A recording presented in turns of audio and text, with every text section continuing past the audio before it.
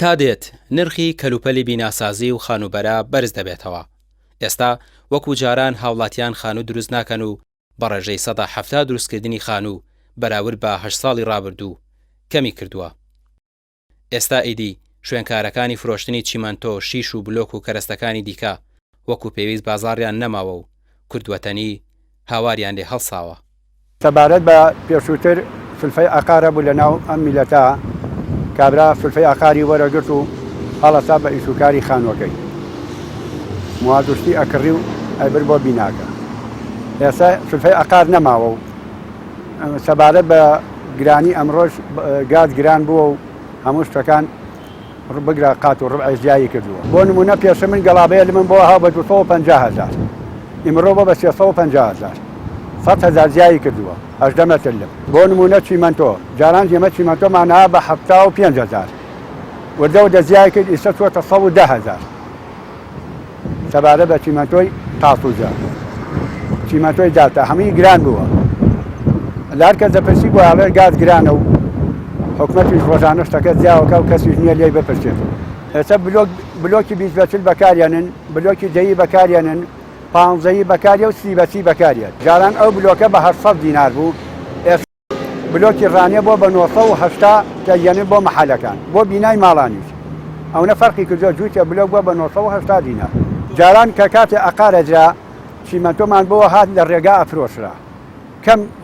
مەحەل دایگرتایە. ئێستا بەلایەکەمەوە 25 ئەو چیمەتۆ لەو کابینا مێنێتەوە جا سەرفە بێ، وەی ئەوەیە بێ بازاڕیە. وەکو شتەکەش گرانە بازاڕیش نییە. هەیە بەس بە کەمی زۆریەوان دەچون بەس بۆ لای کۆمپانیا زەخمەکانی خۆیان. وەڵایی ئەم هەمەی بڵێن بۆ نمونەکەوە ئەقار نییە. یەکەم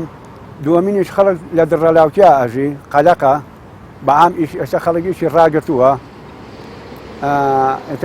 گازش گرانە، بەڕاستی گاز وای لێ هاتووە کابرا لە هەر کەسە پرسی ئەڵێ گاز گرانە و گەڵابەیە 100,000 دینار چۆتە سەر موادەکە. مەسەلە گازەکەی و ئەڵێ گاز گرانە و بۆ نمونە گەڵابە بە گازەکەی شەکای هێنێ ئەڵێ بۆم نامێنێتەوە. نائیلاج کابرا مەجبورە پارەی گازەکە بخاتە سەر چەولمەکە، 50,000 ئیسفادەی بخاتە گیرفانی، ئەواتر شتەکە گرانە بێ. کابرای لەوێش کە غەسالەی هەیە ئەویش بەلایەنکەمەوە 30,000 زیایی کردووە هەموو گەڵابەیە. وەڵا ئیمڕۆ زیاتری تێچە خۆیان لە دەوری 5.5 بۆ 6. ئەرەوەڵاس ئەو ئیزافەی کە ئیمڕۆ لەو موادایە چێتە سەر خانووەکە، ئەنا وەساوکریەکار هەروەکو خۆی وایە. بەشێکی زۆر لە کرێکاران ئەوانی کە لە شوێنەکانی فرۆشتنی کەرەستەی بیناسازی کار دەکەن و بژێویان لەسەر بارکردنی بلۆک و چیمەنتۆ و لەمە دەڵێن بێکار بوون و پێشتر ڕۆژانە 25 بۆ 30,000 دیناریان دەست دەکەوت، بەڵام ئێستا زۆر ڕۆژەیە تەنانەت سیفتاحیش ناکەن.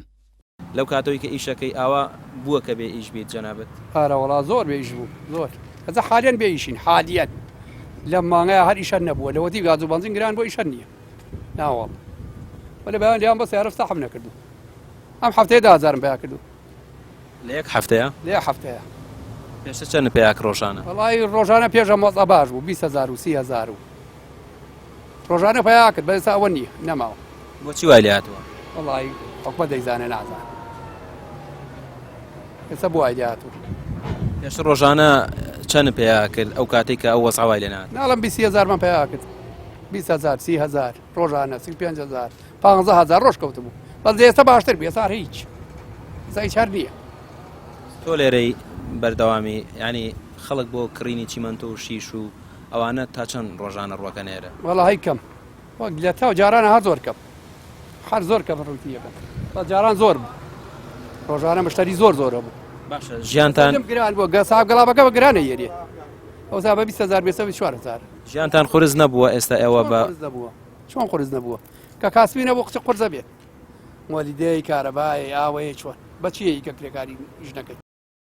پێش 2014 هەر تەنێک شیش 600,000 دینار بۆ 650,000 دینار بوو. ئێستا نرخەکە دوو هێندە بۆتەوە و تەنی شیش 1,200,000 دینارە. ئێستاش بەردەوام لە بەرزبوونەوەدایە. ئێستا تقریبان ئێمە 4 جۆر شیشمانەیە، شیشی سلێمانیستیلمانەیە، تۆپەرستیلمانەیە، ئەلپاستیلمانەیە، ماسمانەیە، ئەمە شەریکەی بازیانن. ئەمڕۆ ئێتر سعری شر ئەمڕۆ ئەوسە بۆ نمونە $700 مەحەلەکان لە 700 ئەیفرۆشن.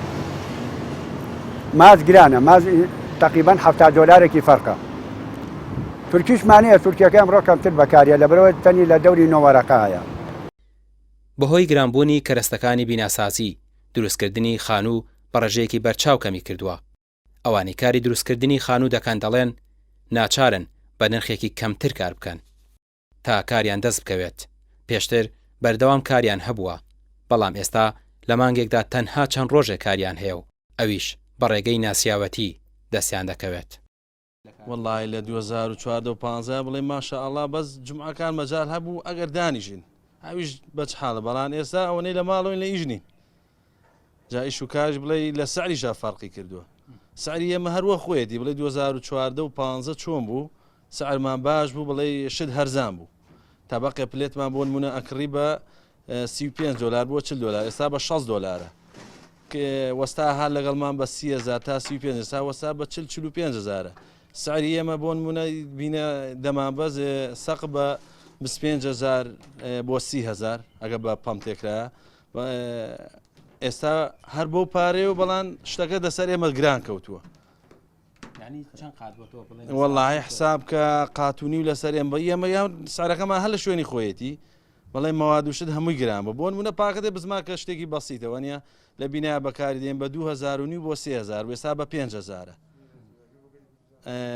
تەبەقێ پلێت بە 40 دلار وێستا بە 6 دلارە ئیش و کار بڵێ کەم بووە لە ڕووی معاش بەهۆی معاشەوە کاکە معاشەکە بدرێ ئیش ئێمەژە جوڵە خەڵک بیناکە خانووەکە ئێستا ئێمە بۆنەوە سعرێکن لە ئێمەش کەمترێکە هیواشەوە چەندین وەستان پێشک دێ بڵێ ئیشی تیجاری گەوریان کرد ئێستا لە ماڵەوە دانیشتون لەبەرەوە ئیش زۆر کز بووە هەر زۆریش کز بووە هەروەڵا باز ئێستا سپاس بخوا بڵێ ئێمە کۆمەڵە مقاول ئێستا زیاتر ئیشیان هەیە بەڵێ بەتەشی بڵێ بینای ماڵان کەم بۆتەوانێ ها بڵێ کە لەم ماڵان بڵێ کابرا مەگەر خانووەکەی بفرۆشێ خانوویەکی هەرزانترە کڕە بیکڕێتەوانە خانوو دروستی کاتوانە ئەژنا وەکوی نەما بەس مقاول ئێستا ئیشی تۆزە باشترە ئێمەش زیاتر ئیش بۆ مقاولەکەی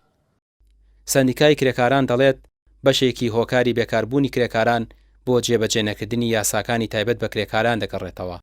ڕێژەیەکی زۆر کرێکاری بیانی هاوردەی کوردستان کراون و بە کرێیەکی کەم کار دەکەن و شوێنیان بە کرێکاری ناوخۆیی لەق کردووە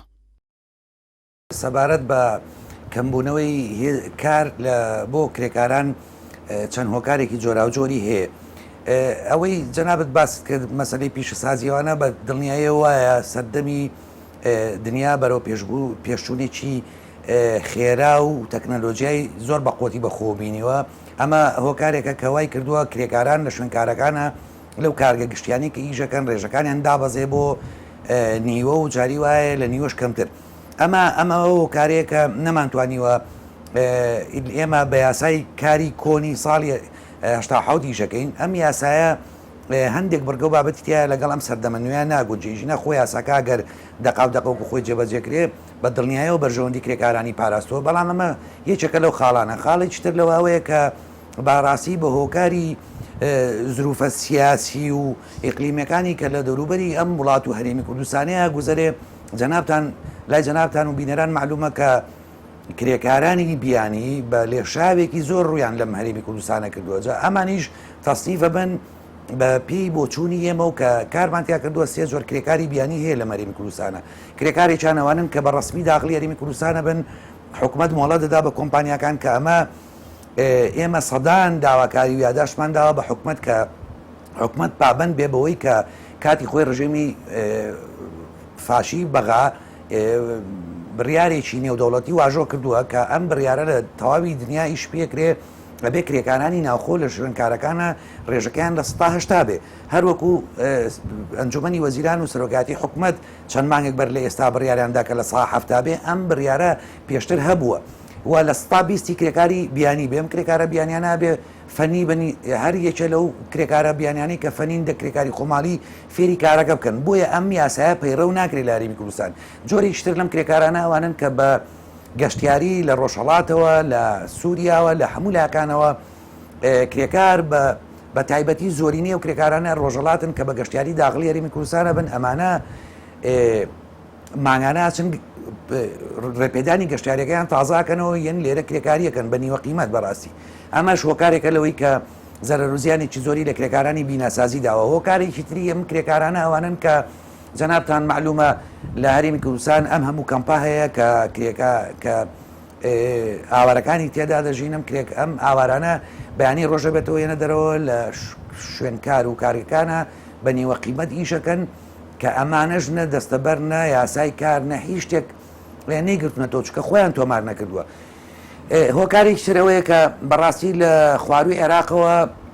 هاوڵاتی عەرەبەکانی خواروی عێراق ئەمانە ڕوو لە هەرێمی کوردستانەکەن کە ئەمانە هیچ ڕێگریەک لەبەر دەمیانانی یانی ئەمانە گەشتیار نین ئەمانە کرێکاری بیانی نین ئەمانە هاوڵاتی ئەمە عێراقەن و خۆیان ئەتوانن سەردانی کە شارەکان بکەن کە ئێوازانن لە ڕووی ئەمنیشەوە مەحاڵەتێکی خراپە کە چەندین هۆکار و چەندین کاری نابەجێ ڕووی داوە جەنابتان معلومە کە لەلایەنی ئەمنی لەم شارە ڕێگریان لێکرا و گیراونەوەوانە و بۆتە هۆی کوشتنی خەڵک لە شوێنکارەکانەوەوانە کە ئەمە خەلەلی شتریەوەیە کە وای کردووە ئەم خاڵانەی بۆ جەنابتم باس کرد بە شێوەیەکی گشتی وای کردووە هێزی کاری ناوخۆ لاوازکە لەگەڵ هەموو ئەمانەشە هێزی کاری ناوخۆی خۆمان ئەوانن کە کرێکاری بیناسازین بەڕاستی ئەم کرێکاری بیناسازیانە خاوەنیان نییە یعنی چۆن خاوەنیان نییە بە حکوومەتی هەرێمی کوردستان نە لە یاسای کارە نە لە یاسای دەستەبەری کۆمەڵاتیە گیان نەبووەوە شۆفێران بە هەمان شێوە ینی سایقەکان کرێکارن بە کرێگرتن لەسەر سیارەی بار هەڵگرەکان لە پاس و تەکسی و گەڵابۆ هەموو ئەمانە لەم هەرێمی کوردستانەیە بە هیچ شێوەیەک لە یاسایە گیان نەبووەوە کرێکاری بیناسازی ناتوانێت خۆی تۆ مارکا و دەستەبەری بۆ بکرێ و زمانی بۆ بکرێ کرێکاریی بیناسازی قوربەسەر ئیژەکە عمری هەموو عمری 40 ساڵی تەمەنی لە بیناسازی سەرفەکە کە ئەمرێ بێ خێروخوا سەدەقە بە ماڵ و مناڵ و کەسوکارێکی بکەن ئەمانە ئەم هۆکارانن کە کرێکاری ناوخۆی لاواز کردووە زایدەن خاڵێکەوەیە کە بەڕاستی وەزارەتی کار و کاروباری کۆمەڵاتی بەڕێوەبەرایەتیەکانین لە خوارەوە لە ئاسی مەحافەزەکانە بەڕێبەرایەتی دەستەبەری کۆمەڵایەتی و بەڕێبەرایەتی کاری سەر بە وەزارەت ئەمانە لاوازن ینی چۆن لاوازن کاتێک کرێکاران لە شوێنکارەکانە ئەچن بۆ دەستەبەرکردنی ئەم کرێکارانە ینی یاساکە هەیە ڕێساکە هەیە هەمووی مەزبوطە هەمووی ڕێکوپێکە هەمووی مافەکانی وانی پاراستەوە بەڵام وای کردووە کە کاتێک کرێکارانی خۆماڵی پاری دەستەبەر ئەدەن کە ئێمە لەگەڵەوەیانین پارەکە وەرگرنەوە ئەوان کرێکاری خۆماڵی کە ئەوێ پاری دەستەبەر وەرگێتەوە بە ئەنوا ئۆشکال هۆکاری جۆرا و جۆر خەڵک نەبووە لە وڵاتەیە خەڵک نەخۆشە خەڵک کێشەی کۆمەڵایەتی هەیە بۆ بەم هۆکارانیانە پارەکە وەرگنەوە حکومەت و وەزارەتی کار دوای ساڵێکیاندادەوە لە کاتێکا کرێکاری بیانی کاتێ دەست لە کارەکەی لەگرێت لە مای 72 ساعتە پارەی دەستەبەرەکەی دێتەوە کە ئەمە ینی ڕوویەکی اقتصادی زۆر گەورە و گرنگیە نازانم حکومەت و لایەنە پەیوەنددارەکان بۆ ئاوری لە نادەنەوە هەم ئەو کرێکارانی بە گەشتیاری داخڵە بن کرێکاریەکەن هەم ئەو کرێکارانی بە ڕسمی داخڵە بن لێرە دەستەبەریانگێتەوە هەموو ئەمانە لە نجامی و لە نەتیجەیە کە کارەکانیان تەواوێ پارەکانیان بە مۆری کۆکەنەوە لەگە خۆیان ئەیبەنەوە بە وڵاتی خۆیان کە ئەمە اقتصادی ئەم وڵاتی دابەزانەوە ئێمە تێناگەین ئەگەر حکومەتی هەرێمی کوردستان و لایەنە پەیوەندیدار ئاوڕێکی جدی لە مافەکانی کرێکاران ناداتەوە ئاوڕێکی جدی لە هەلی کار ناداتەوە ئەی خۆ ئەبێ ئاوڕێکی جدی لە اقتصاد لە ئەمنیەت لە هەموو ئەم بوارانە باتەوە لە هەرێمی کوردستانەیە کە بەڕاستی پێویستە کە جوی جدی لە سندیکای کرێکاران بگرن چکە ئێمە مەعاناتەکان لای ئێمە زۆرە کەیسەکان لای ئێمە زۆرە ینی ئەمە بە شێوەیەکی گشتی کە زۆر لەمە زیاتر هەڵەگرێ من ئەتوانم بە سعات و 2 سعات زیاتر کێشەکانتان بۆ باسکەم بەڵامە شێوەی گشتی خاڵە جەوهەریەکانی ئەوانە بوون کە بۆتە هۆی هۆکاری نەبوونی هێزی کاری ناوخۆ لەم هەرێمی کوردستانی بەڵە سەرەتا باسم کرد هۆکاری پێشکەوتنی تەکنەلۆژیا لە بواری پیشەسازیە کە ئەمە پێشکەوتنێکی بەرچاو و سەریح و سورعەتی بەخۆ بینیوە کە کارگە هەیە لەم هەرێمی کوردستانەیە لە پێشووترا بە 500 کرێکاریشی کردبێ ئێستا ڕێژەکەی دابازیەوە بۆ 100 کرێکار ینی ئەمە ڕێژێکی زۆر ئەمە هۆکارەیە کە جەنابەت باس کرد بەڵێ وایە فعلەن ئەگەر ڕێگری لە من نەکرێ ئەگەر چارەسەری گونجاو بۆ منە دۆزێتەوە بە پێی یاسا و ڕێسا بەڵێ بە تاچیت ئەمە ڕوو لە هەڵکشانی زیاترەکە سەبارەت بەوەی کە کارگەکان ئیش بە کرێکاران ناکەن کرێکارانی ناخۆ جەنابتان نەزانن من باسم کرد ئەگەر کرێکاریشی بیانی لە شوێنکارەکە ئیش بۆ خاوەنکارێ بکە بە 300,000 ئیشی بۆ بکە ئەو کرێکارە بیانیە لەو شوێنەیە ئەخەوێ ئەخوات ئیسلاحەتەکە لە نەتیجە سەری مانگ 300,000ەکەی خۆی بۆ مێنێتەوە و ئەینێرێتەوە بۆ کەسوکارەکەی بۆ دەرەوەی وڵات بەڵام ئێوە لە بەرامبەر ئەمە یاسەی کە نەگەر هاوڵاتی چێمەری کوردستانە کرێکاری بکات بچێت لەو شوێنە ئیشکا بە دڵنیاییەوە بە 300,000 ناتوانێت لەو شوێنەیە ئیشکا بۆ ماوەی مانگی کۆبژی چکە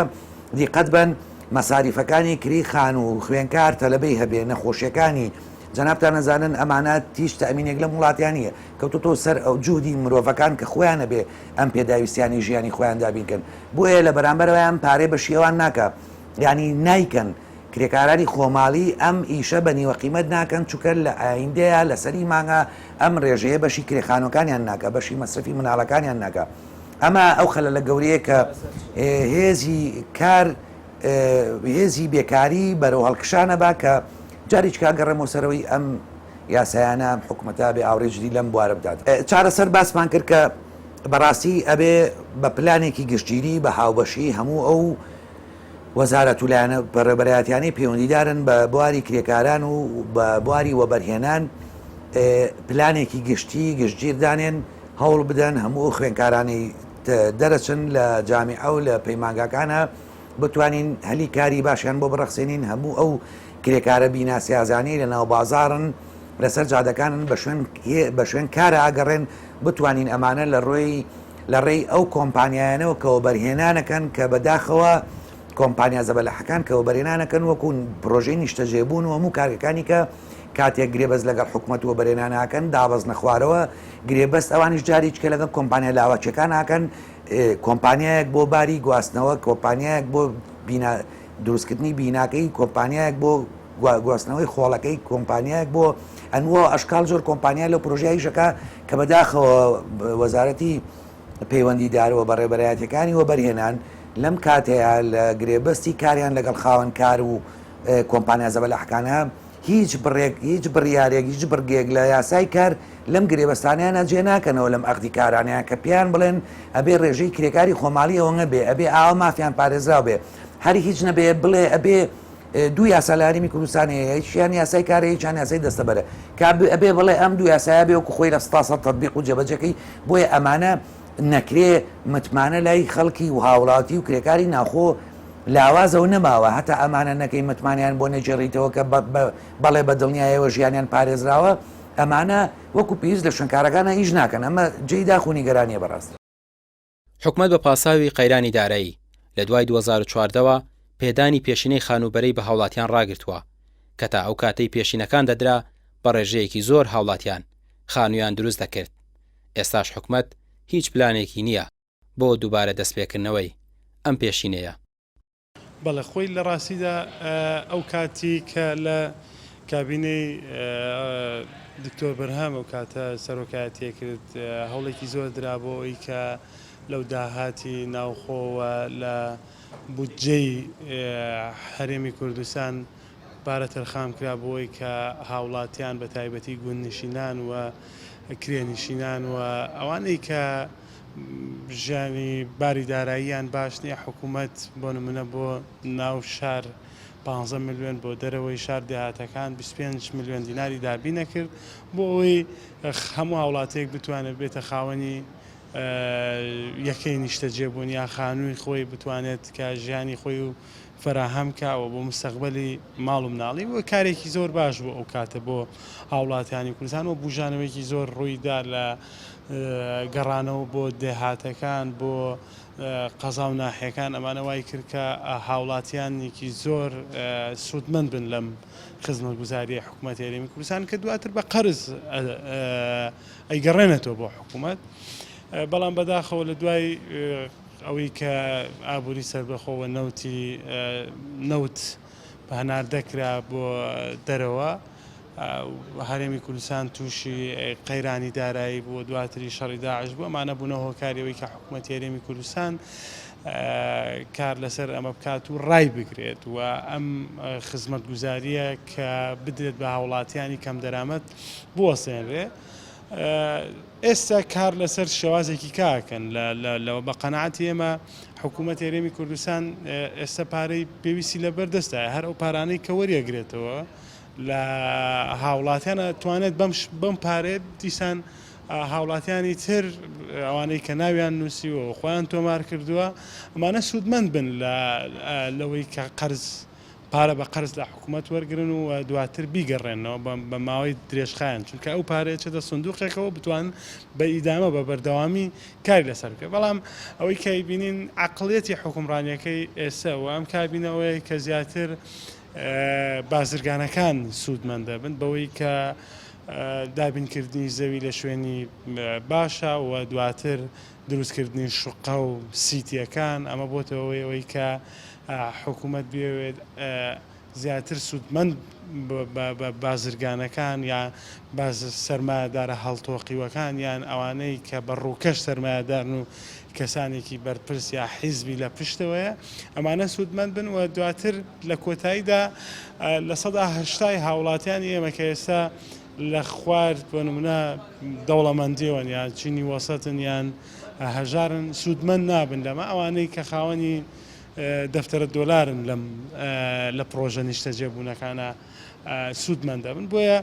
عقلێتەکە عقلەتێکە بۆ ئەوەی کە هەموو شتەکان بەرەو کەرتی تایبەت بڕوە و خزمەت گوزاری گشتی کە حکوومەت دابینیەکە ئەمانە هەمووی نێڵێتەوە حکوومەت ئێستا کار لەسەرەوەکە تەنها ئیش لەسەر دابینکردنی موچە و ئەیبینین ئێستا ئێمە لە مانگی نزیکە بین و لە مانگی هەشت هێشتا موچەی مانگی شەشی خوێندنی باڵا و هەندێک وەزارەت نەدراوە بۆیە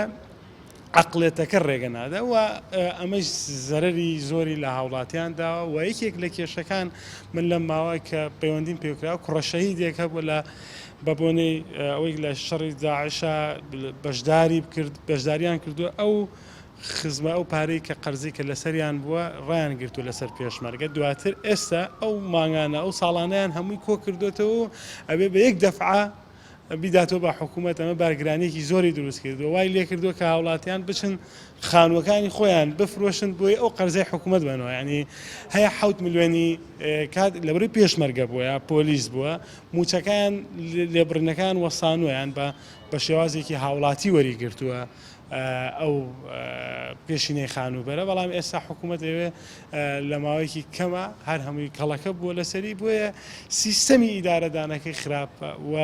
لە دژی بەرژەوەندی گشتیە و دژی هاوڵاتیانی کەم دەرامەتە و کارێکە هیوادارین حکوومەت هێرێمی کوردستان ئێمە کار لەسەرەوەکەین کە بتوانین ئەو پرۆژەیە ئەو خزمەت گوزاریەی کە حکوومەت دەیکرد بۆ هاوڵاتیان پێدانی قەرز بدرێتەوە و لە دەستپێکردنەوەی دوای کۆتاییانی هاتنی پشووی هاوینە ئێمە ئیشی لەسەرەکەین بە هەموو شێوازێک بۆی بتوانین کاراسانیەک بۆ هاوڵاتیان کرێ و هاوڵاتیانی کەم دەرامەت سوودمەندتر بن لەوەی کە سەرمایهدارێک سوودمەندتر خۆی ئێمە پرۆژە ئاسامان تەقدیم کرد و دواتر ئێمە لەگەڵ لە لیژنەی دارایی لەگەڵ سەرۆکایەتی حکوومەت لەگەڵ وەزیری داراییە کارمان کرد کە ئەو قەرزانی کە کەوتوتە حکوومەت هاوڵاتیان قەرزاری حکوومەتن و حکوومەتیش موچەی پاشەکەوتکراوی زۆری هەیە ئەمە بتوانرێت ئەگەر بە قیسێکیش بێت ئەگەر بە ڕێژەی لە 130 بێت بتوانن ئەم موچە پاشەکەوتکراوانیان بتوانن لەم قەرزانە بدەنەوە بە حکوومەتێرێن بەڵام حکوومەت هێرێمی کوردستان تاکو ئێستا ناچێتە ژێرباریەوە پەیام زۆر پەیوەندی کرد بە وەزیری بازرگانی و پیشەسازی هەرێمەوە بەڵام وەڵامی پەیوەندیەکانی نەدایەوە کە هۆکاری گرانبوونی کەرەسە پیشەسازیەکان و خانوبەرە ڕوون بکاتەوە. ئێستا وای لێ هاتووە بەهۆی بێبازاڕی و گرانی پێداویستەکانی خانوبەرە زۆرێک لە شوێنکارەکان تەنانەت واز لە پیشەکانیان دەهێن و دایدەخەن. تەنێکی مەتۆ پێشە معزە بە 800,000 بوو ئیسا بە 100 هەتانە دوێنێ تا دوێنێ بە 150 بۆ ئیسا زایرەن چۆتە 120,000 تەنی ئێمە لەکان محەلا بیفرۆشین بەی ترچیە بۆهۆی وازی گاز و هینەکە وای لێ هاتووە گازەکە گران بووە ئەوانش لە مامەلەوە گرانیەکەن ئەوە مەزوعەکە ئەوەیە براکەم ئێستا کە گران بووە ئەو پێداویستیانە خەڵک بۆ خانووکردن جارانە لێ وەستاوەتەوە بە هێزگاری ئارەوەڵا ئەم جادراوە بە ئیشی کۆمپانیاکان ئەم کۆمپانیانە دروست بووە ئیسەکانی خەڵک ئەگەر سەق فێشتێکی بێ بە مەرکەزی تەیەکە ئیسە مەترێ لەم جارانێ مامانە بە 80,000 ئیسە 6,000 شۆتە سەر بەهۆی گازەکە و نەقلی سیارەکە کە هێنێ لە دەربنەوە بۆ بە مەتری بۆ بە 23,000 مانای وایە ئیشەکە وەستاوە سرف نابێ شتەکانمان سرف نابێ وردە بەرە دواوێت وامی بەهۆی وازی گازەکەوەی کاگەڕاوە باشە